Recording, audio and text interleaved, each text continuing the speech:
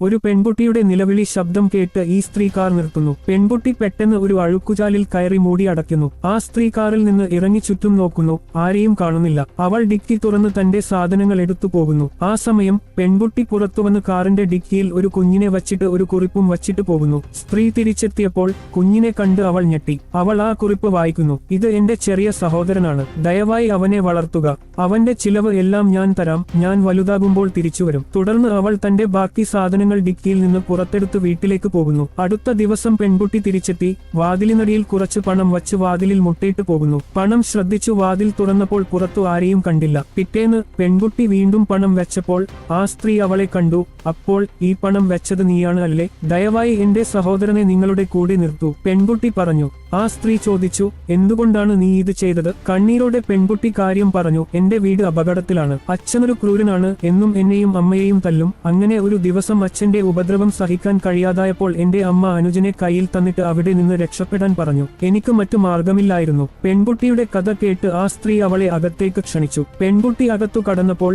ചുമരിലെ ഒരു ഫോട്ടോ കണ്ട് അവൾ ഞെട്ടി. ഇത് എന്റെ അച്ഛനാണ്.